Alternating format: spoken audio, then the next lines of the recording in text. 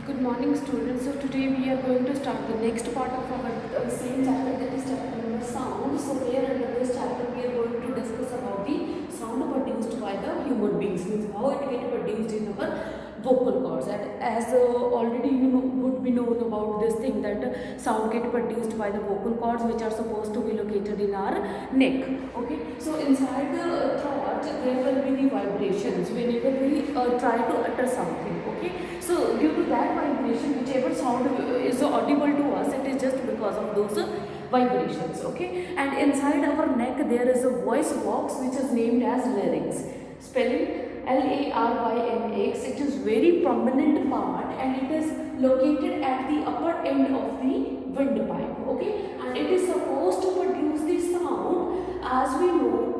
In our throat or in our upper part of the windpipe there is a larynx, and in that larynx there is a this kind of the structure, as you can see over here. I have drawn here. Here is this U-shaped structure. These are the vocal cords which help in production of the sound. And furthermore, there will be a slit. Slit is a kind of the vacant space which will be produced, or which will be just visible due to the vocal cords, because its shape is just like this. Now, so whichever sound will be there, when the air will passes through this slit, obviously the vibrations will be there on the we can see the skin which is lining this, that portion which is lining this, तो उसमें vocal cords के अंदर vibration produce होनी है, and due to that whenever the passage of the air will be allowed through that slit, it will causes those vocal cords to get vibrate, and due to those vibrations our sound get produced, or it become audible to the other person. Okay, so as we know, whenever the vocal cords will be tight, then the sound production, whichever the sound will be produced, it will be having the high pitched and high frequency sound. It will be visible to any listener, or audible to any listener. Okay, then whenever the sound, whenever the vocal cord get loose, vocal cord tight and loose, now what does it mean? Whenever this surrounding skin or this surrounding membrane, it causes the tightness and loosening of these vocal cords. Okay, so whichever the sound is audible to us, it is just because of the vocal cords vibration, and its vibration depend upon the stretching capability of this membrane. Okay, अगर ये membrane vocal cords को ज़्यादा tight करती है, in that case we will be hearing the high pitched or high frequency sound. Okay, in case if the we can see the stretching power, it is not this much, in that case the vocal cord, these vocal cords will be left as loose. Okay, तो ये loose रह जाएंगे. In that case the sound produced will be of the low pitch, and comparatively that's why there is a difference in the voice quality of the man and women. Okay, so in the man what happens there, the longer vocal cords than the women and children. Man में क्या होता है, vocal chords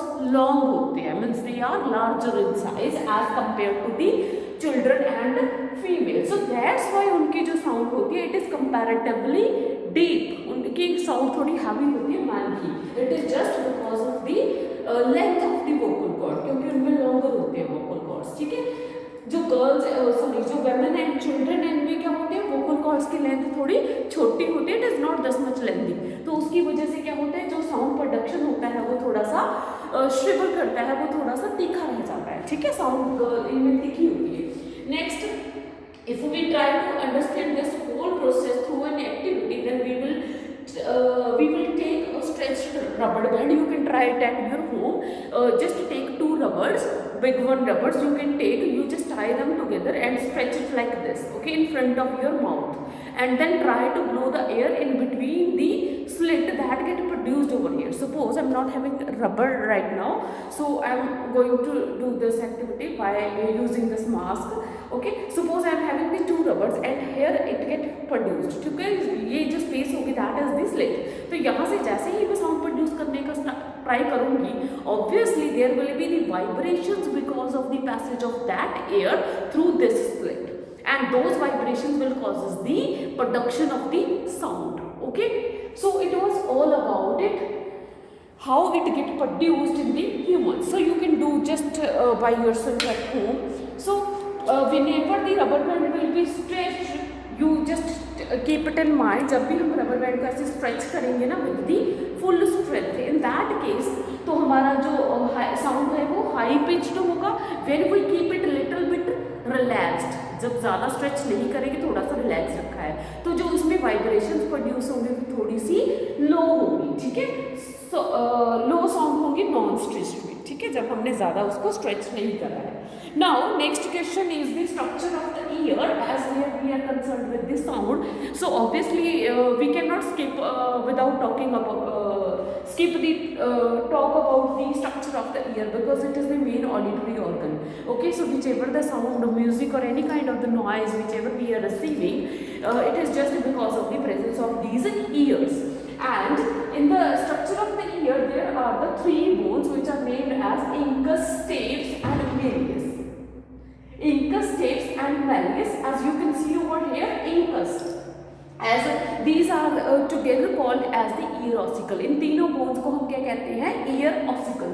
Ear ossicles. It can comes in the exam as a separate question also, that what is ear ossicle. Then you have to write the name of these three bones: incus, incus, incus, stapes, stapes, and then malleus, malleus, ठीक है। और इनमें से सबसे छोटी bone है that is the steps, ये ध्यान रखना है। Steps is the smallest bone of our body, ये हमारी पूरी बॉडी में सबसे छोटी है, ठीक है, not in the year but in our full human body it is the smallest bone that is the steps. Okay, now as in your chapter, according to your chapter, the ear is get divided into the three parts. First one is the outer ear, middle ear, and last one is the inner. Okay, so firstly what will be there in the outer ear? From the outer we will go inside the ear. Okay, and in the outer ear there, as we see, it is the external part which is visible from outside. Okay, in the outer ear there will be the pinna. Okay, this portion which you can see over here on the sides of your mouth. Okay, these are the pinna, and which will further leads into the eardrum. And from the eardrum, what will happens to this eardrum? Whenever any kind of the vibration or sound will get produced, it will reaches to this ear pinna and it will get enter and firstly get enter to this eardrum. Okay, it will stuck with this eardrum. From the eardrum, the sound vibrations will reaches to the next part, that is the tympanic membrane. ठीक है, tympanic membrane जिसको हम कान का पर्दा भी बोलते हैं, ठीक है, तो वो वहां तक जाएगी। And this tympanic membrane is supposed to separate the outer ear from the inner ear. ठीक है, तो ये एक तरह का इन दोनों के बीच में एक बैरियर सा क्रिएट करती है। This one, this is the tympanic membrane as I have drawn it. I'm just doing like to make it more prominent. ठीक है, okay, so this tympanic membrane, it will helps to get separate these two parts. This is the outer ear, this is the inner. Okay, so it will help to separate these two regions also.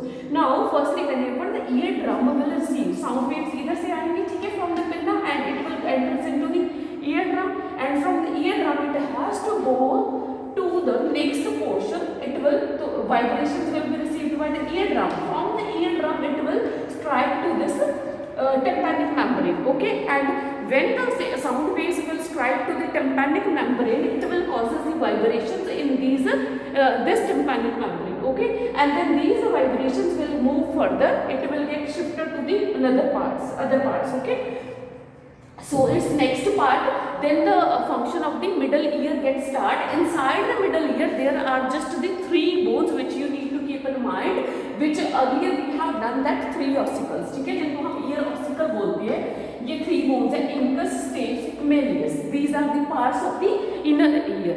Okay, so external ear में हमारे पास कौन कौन सी चीजें, एक तो pinna हो गया, eardrum है, and tympanic membrane है। These three things will be containing in that comprises the together comprises this outermost portion of the ear. And inside the ear, if we talk about the middle part of the ear, there will be the three bones, which is the incus, stapes and malleus. And malleus is a hammer shape, so that's why in your book only hammer is written. It is just because of the shape of that part, because as you can check it from here that it is having the hammer shape. Okay, it is looking hammer सबने देखा है ना, so it is इसकी shape इसके जैसे, that's why इसको हम only hammer भी कह सकते हैं, ठीक है, in common language. And next is the anvil. Anvil is the incus part, this one. Incus is the anvil and this is the hammer is the malleus. ये hammer part है, ये कौन सा है, ये anvil part है, ठीक है, ये ध्यान रखना है आपको। And next hammer portion के बाद next वाला ये वाला anvil part, anvil था, and third one is the stirrup. Stirrup is the smallest bone, ये ध्यान रखना है, ठीक है। Stirrup हमारा last one portion है, it get connected to the we can say the inner ear, ठीक है, ये inner ear के साथ बिल्कुल ही attached है। जो anvil है, anvil क्या करता है, पूरे स्टेप्स को कनेक्ट करता है to the ear drum। अभी जो sorry not to ear drum but to hammer, okay, hammer जिसको हमने malleus बोला था, ठीक है। तो ये जो malleus है, ध्यान रखना यहाँ पे hammer को malleus बोलते हैं, ठीक है। malleus, hammer, anvil, incus and then stirrup, ठीक है। And then there will be the last portion that is the inner ear। अभी हम outer से move करके कान के अंदर तक जा रहे हैं, ठीक है। तो middle तक हम आ गए। Now we will talk about the innermost part of the ear, that is the this one, which is there are the two parts. First one is the semilunar canal. Semilunar canal, it is very simple, ठीक है। जैसे ही ये इसके साथ connect होता है ना stirrup, तो इसके साथ में ही एडजस्टमेंट बिल्कुल ही इसके साथ वाला पोर्शन है जिसको हम ये सेमिलुनार कैनाल्स कहते हैं। ये यहाँ से अराइज होगी, तो ये सी शेप होता है। नेक्स्ट ये एम बनेगा, ये ध्यान रखना, सी शेप है और ये एम है, दो चीजें ध्यान रखनी, सी एंड एम। ये आपको लास्ट वाले में बनानी है, ठीक है। सी आपको ऐसे उल्टी करके बनानी है, ठीक है। And then um you will just put over the C part, ठीक है। And then there will be the cochlea. Cochlea is we can say as you can observe that it is looking the snail, ठीक है। ये snail जैसा लग रहा है।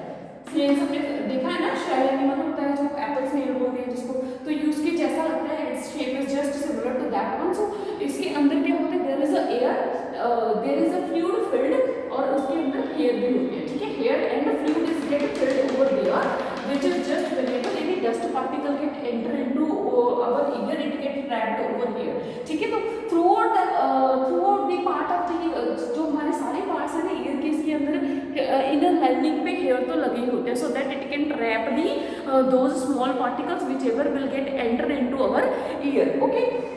So what is the function? So what will be audible there? Why the sound will be will become audible to this part only? तो ये जो इनर ईयर है ना, इसी का मेन रोल है इसमें। तो नेक्स्ट वन है, जहाँ पे भी जब भी हमारे ईयर में जब भी हमारा जो ईयर है, it has to receive the, जो इसमें रिसेप्टर्स होते हैं, जो रिसेप्टर्स करेंगे they will send the impulses to the auditory nerve. तो यहाँ पे क्या होता है, जो हमारा इनर ईयर है it is connected to the auditory nerve, ठीक है। ऑडिटरी नर्व सबको पता है वो आगे ब्रेन के साथ कनेक्टेड होती है, ठीक है। तो ये यहाँ से ऑडिटरी नर्व्स जाएंगी, तो रिसेप्टर्स ने इम्पल्सेस इधर सेंड कर दिया, ठीक है। तो साउंड वेव्स आ गए, those will reaches the auditory nerve. Auditory nerve के पास जाने के बाद then they will reaches to the ये ऑडिटरी नर्व एक ऐसा पार्ट है ईयर का जो इसको क्या करते हैं, कनेक्ट कर देता है ब्रेन के साथ, ठीक है। जिसकी वजह से इम्पल्स सीधी उधर ब्रेन के पास जाती है, and then only brain has to detect that what kind of the sound it has heard, okay. So next there is three parts that we have discussed just, and एक बात को और ध्यान रखना, there is a eustachian tube। यहाँ पे e silent है, तो इसकी स्पेलिंग्स है e u s t a c h i a n, eustachian। e को हम साइलेंट रखेंगे, we will start pronunciating it from the u, okay। eustachian, s t a c h i a n, eustachian tube, and its function is just to equalizes the air pressure। जब भी हमारे sound हमारे कोई भी sound सुनते हैं, it just goes in the form of the air waves या sound waves की फॉर्म में अंदर जाती है, ठीक है। तो वो जो एयर वेव्स, एयर का प्रेशर जो साथ में एयर भी तो होती है, ठीक है। तो एयर के प्रेशर को इक्वलाइज करना, it is the function of this Eustachian tube, ताकि हमारे अंदर जो एयर है वो कोई हैवी प्रेशर ना क्रिएट कर पाए, so our body will feel normal in that state, ठीक है। Otherwise if the air pressure gets suddenly increase in our ear, then it will become we can just become dumb at that time, ठीक है। तो then it has to equalizes, and the main function of eustachian tube is that it, on the one side it is having the inner ear and on the another side it is having the outer ear। तो दोनों का जो tympanic membrane है, tympanic membrane के left side और right side पे जो air pressure है इट हैज टू इक्वलाइज, तो ये इसका फंक्शन होता है यूस्टेचियन ट्यूब का, ठीक है, एयर प्रेशर को इक्वलाइज करना on the both sides of the tympanic membrane, it is the main and prominent function of this Eustachian tube, okay जी। So it was all about the structure of the vocal cords and inner structure of the ear. It is very important from examination point of view, and the structure is also very important and it is very easy. I have drawn it in a very simple way so you can learn it in this way, ठीक है। I will provide you its picture also which will help you a lot, okay, but you need to practice it by yourself. Thank you ji. Now here in this video we are going to learn about the next topic, that is the audible and inaudible sounds. Audible means which are hearable to us, ठीक है, which we can listen, which we can hear. Next, inaudible, which are not audible to us, which are not we can say likely to be heard, ठीक है।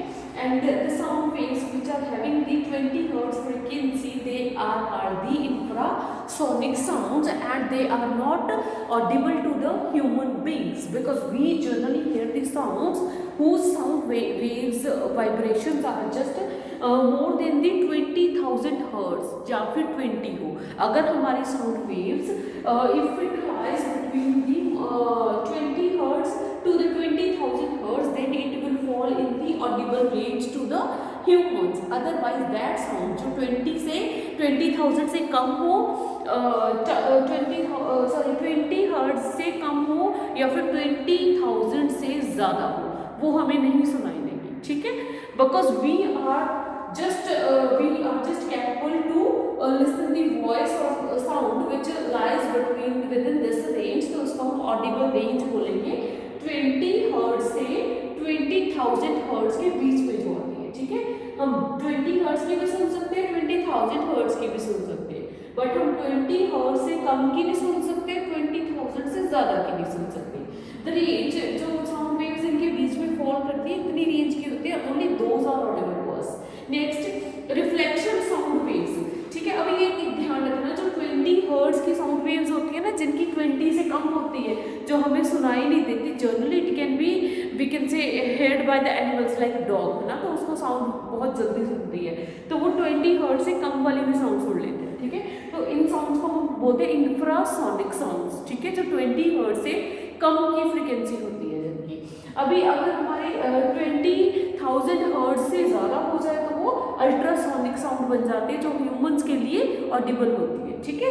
तो humans के लिए Audible कौन सी होती है, टिल 20,000 Hz, ठीक है, 20 Hz से लेके 20,000 Hz तक, तो ये अल्ट्रासोनिक में फॉल करेगा, ठीक है, it will be called as ultrasonic. Next है reflection of the sound waves. अभी सबको पता है कि लाइट एंड साउंड ये सारी फॉर्म्स ऑफ एनर्जीज है, ठीक है।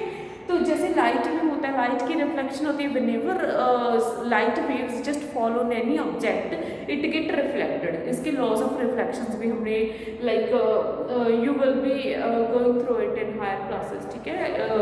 जो एंगल ऑफ इंसिडेंस है, एंगल ऑफ रिफ्लेक्शन है, वो इनका डिफरेंट कंसेप्ट है, इट इज नॉट एक्यूरेट, ठीक है। तो यहाँ पे हमारा यहाँ पे लाइट में क्या होता है, वो सारी चीज़ें होती हैं, लॉज ऑफ रिफ्लेक्शन होता है, बट यहाँ पे साउंड वेव्स में इतना इसका डिटेल नहीं होता।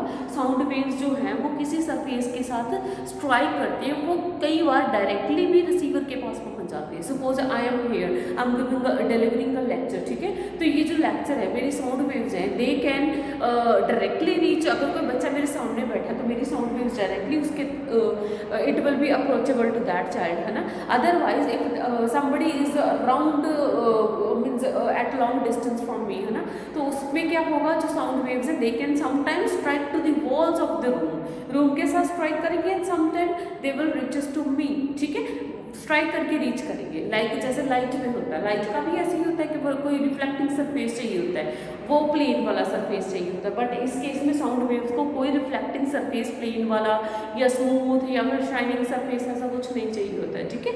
तो ये रिफ्लेक्शन ऑफ साउंड बिल्कुल सिंपल वे से होती है। Next, reflectors of sound. अभी कौन कौन सी चीज़ें हैं जो साउंड को रिफ्लेक्ट करती है, अभी कुछ गुड एलिमेंट्स भी, कुछ बैड है, ठीक है। अभी इसके जो गुड रिफ्लेक्टर्स हैं वो है हार्ड एंड स्मूथ ऑब्जेक्ट्स। जो ऑब्जेक्ट्स हार्ड होती हैं, स्मूथ होती हैं, वो क्या करती हैं, रिफ्लेक्टर ऑफ साउंड गुड होती हैं।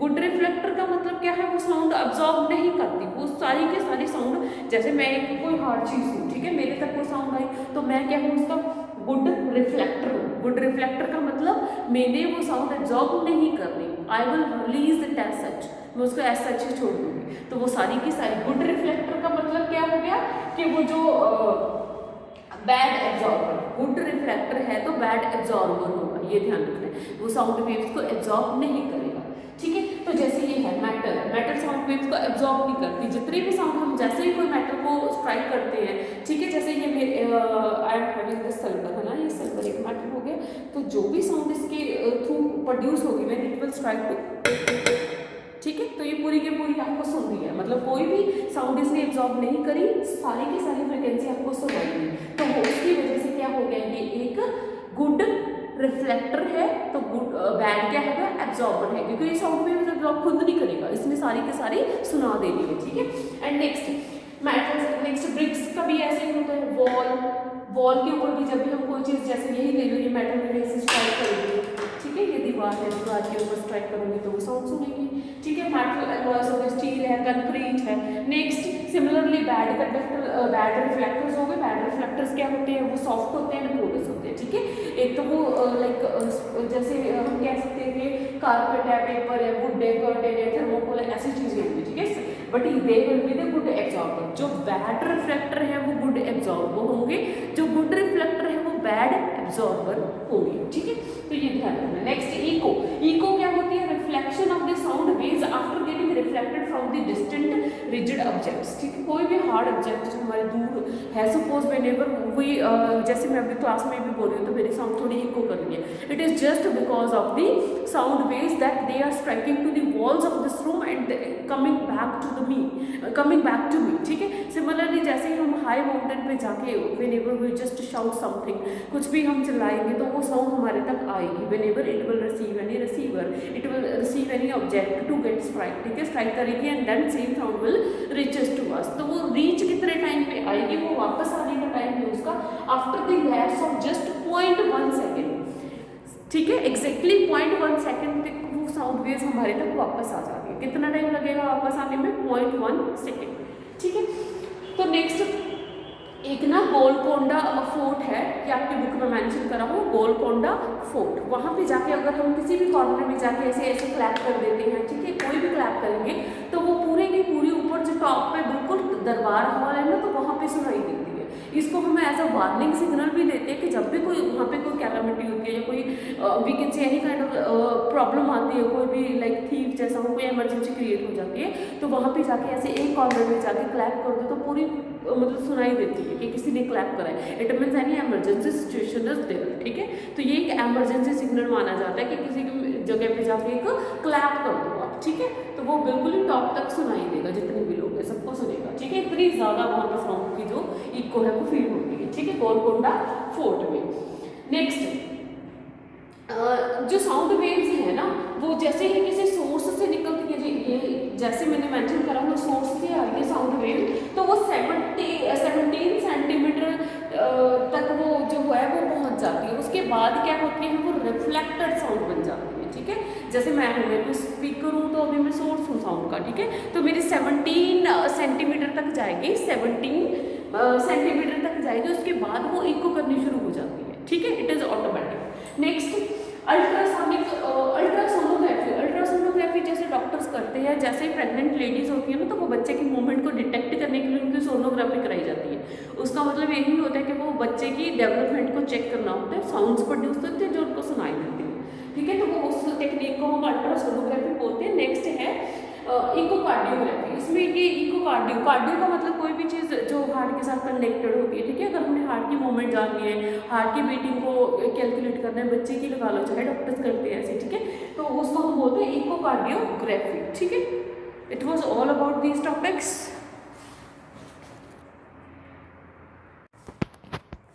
Now beti here in this lecture we will talk about the last topic, that is the noise. Noise is any kind of the unpleasant और unwanted sound which is not desirable by the our ears, ठीक है, which we do not like to listen generally, ठीक है, तो उसको हम noise बोलेंगे, unwanted unpleasant loud sound, loud sound, ठीक है, कोई भी ऐसी जो हमें सुनने में भी अच्छी ना लगे, ठीक है, जैसे हॉर्न की हॉन्किंग होती है, ठीक है, हॉन्किंग होती है रोड्स पे, like loud music whenever any suppose you are having any marriage palace near at your home, then वहाँ पे दिन रात म्यूजिक बजता रहता है, तो दैट सॉर्ट ऑफ थिंग्स, ठीक है, तो वहाँ पे क्या होता है, ये जो अनप्लेजेंट होती है ये अनवांटेड होगी, और जो प्लेजेंट साउंड होगी ना, जो प्लेजेंट साउंड है जैसे हमारे पियानो की, सितार की, गिटार की, ठीक है, तो ये आ जाती है हमारी प्लेजेंट साउंड्स, ठीक है, प्लेजेंट साउंड होती है जो हमें सुनने में अच्छी लगती है, ठीक है, which are generally desirable by our ear, ठीक है, तो ये प्लेजेंट साउंड में पियानो आ गया, सितार आ गया, गिटार आ गया, क्योंकि इनको सुन के हमें थोड़ा रिलैक्सड फील होता है, we just feel tension feel, तो ये चीज़ें हमें अच्छी लगती हैं, ठीक है। नेक्स्ट है म्यूजिक। म्यूजिक कोई भी प्लेजेंट एंड सॉफ्ट साउंड होती है, जैसे मैंने बोला म्यूजिक इनका होगा पियानो का, सितार का, गिटार का, ठीक है। नेक्स्ट है हमारे म्यूजिकल इंस्ट्रूमेंट कौन कौन से, एक तो स्ट्रिंग्स जो होते हैं, स्ट्रिंग्स इंस्ट्रूमेंट होते हैं जिनमें कोई ना कोई म्यूजिकल स्ट्रिंग लगा होता है, ठीक है, स्ट्रिंग लगा होता है, किसमें लगा होता है स्ट्रिंग, एक तो गिटार में लगा होता है, वीणा में, सितार में, वायलिन में, इन चीज़ों में सब में एक म्यूजिकल ऐसा धागा लगा होता है, अगर हम वो गिटार भी बजाएंगे तो वो उस स्ट्रिंग को ही, उसकी वाइब्रेशन से ही क्या होता है, जो साउंड गेट प्रोड्यूस, कोई भी म्यूजिक प्रोड्यूस होता है, ठीक है।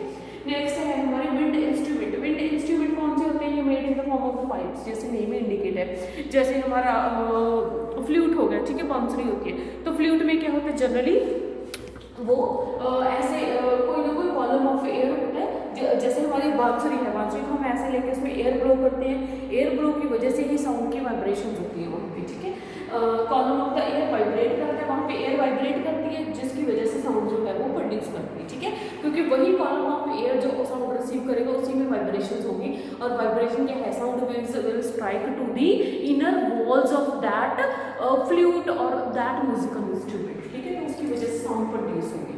तो इसमें हम एग्जाम्पल लिख सकते हैं फ्लूट की, ठीक है, I haven't mention so it is here, ठीक है, फ्लूट है। नेक्स्ट है परक्यूजन इंस्ट्रूमेंट। परक्यूजन इंस्ट्रूमेंट्स कौन से होते हैं, जिनमें कोई ना कोई वाइब्रेटिंग मेम्ब्रेन या स्किन लगी होती है साउंड प्रोड्यूस के लिए, ठीक है, उनको बोलते हैं परक्यूजन गया, ठीक है। नेक्स्ट है हमारे रीड इंस्ट्रूमेंट। रीड इंस्ट्रूमेंट होते हैं जिनमें ऑब्वियसली कोई ना कोई मेटल की रीड लगी होती है, मेटल की वी कैन से कोई ना कोई मेटल लगी होती है, जिसकी मूवमेंट की वजह से whenever the sound waves will strike to that metal only then the sound will get produced, ठीक है, कोई ना कोई मेटल रीड जरूर लगी होगी, तो इसकी एग्जांपल है हारमोनियम है और माउथ ऑर्गन है। इनकी पिक्चर्स आपकी, हारमोनियम सबने देखा होगा, तो माउथ ऑर्गन की पिक्चर आपकी बुक में भी दिखाई गई है, ठीक है, so you can check from there. Next घना वैद्य।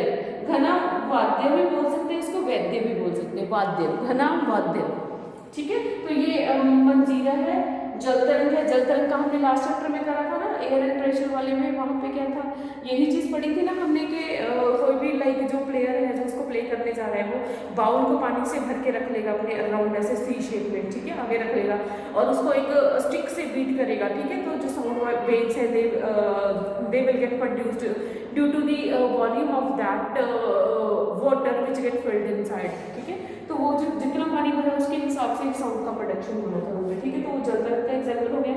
नेक्स्ट है मड पॉट, वही तबला वादक होते हैं जो तबला बजाते हैं, ठीक है। कारतल होते हैं सिंपली ये बीटन इंस्ट्रूमेंट होते हैं जिनको बीट करके बजाया जाता है, ठीक है। जल तरंग भी बीट होती है, मंजीरा भी आपने बुक में दिखाया है, इसकी पिक्चर भी आप चेक कर सकते हैं, ठीक है।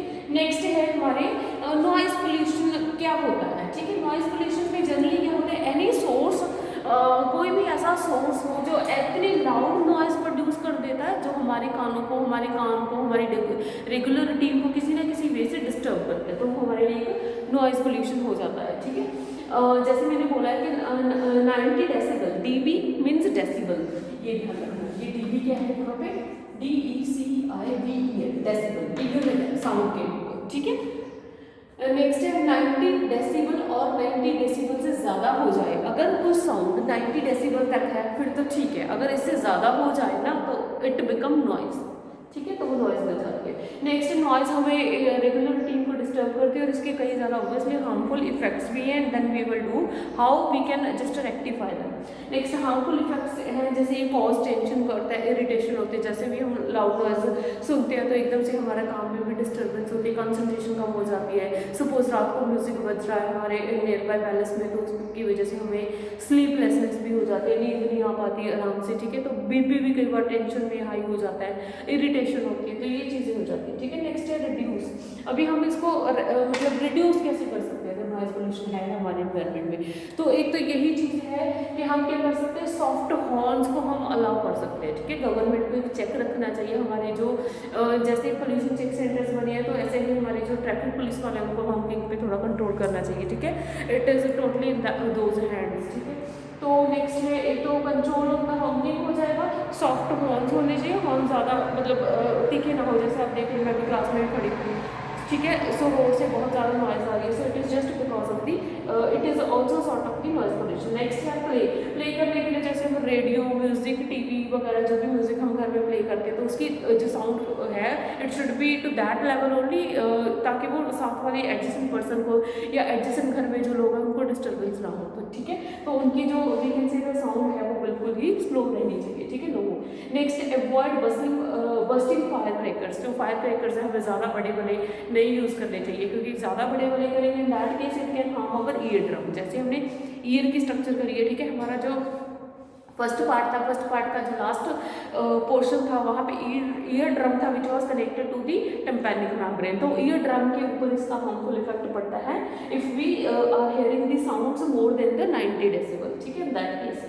And then we should how another thing is that we can shift the airports and industries to the place which is far away from the residing places, ठीक है, जो residing area से काफ़ी दूर है तो वहाँ पे उनको शिफ्ट कर सकते हैं। Next one is the hearing impairment. Hearing impairment का मतलब क्या है कि जो लाइक कुछ लोगों को सुनने में प्रॉब्लम होती है, कई बार तो वो इनबॉर्न होती है, कई बार वो इन्वायरमेंटल हो जाती है। इन्वायरमेंटल कैसे होगी, अगर any person suppose it is getting expose to the noise pollution all the time, ठीक है, तो उसको सुनने में ऑब्वियसली प्रॉब्लम आएगी, तो they can be that person can become the deaf, तो उसको ऑब्वियसली इन दैट केस क्या करेगा, वो साउंड जो साइन लैंग्वेज है उसको यूज़ करेगा, ठीक है, because that will not be able, that person will not be able to listen the sound waves और understand the sounds produced by the any speaker, ठीक है। एंड नेक्स्ट इन्वायरमेंटल यही होती है कि जो that will be just because of the noise pollution, okay जी। And next कई बार ना ये पार्शियल होती है, like some people like age in old age people भी जनरली सी है ना कि उनको एज के साथ साथ थोड़ा कम सुनने लग जाता है, तो उसको हम बोलते हैं पार्शियल हेयरिंग। पार्शियल हेयरिंग का मतलब है थोड़ा थोड़ा सुनते थोड़ा नहीं सुनते, ठीक है, मतलब आधी बात समझ आ गई आधी नहीं आती। इन दैट केस पार्शियल में ईयर इन्फेक्शन तो इसका एक रीजन हो सकता है, इलनेस हो सकती है या फिर एनी ईयर इंजरी, ठीक है। So in that cases just to rectify, just to overcome the situation that person can take the medical treatment, ठीक है। It was all about this chapter, so hope you understand it. Thank you.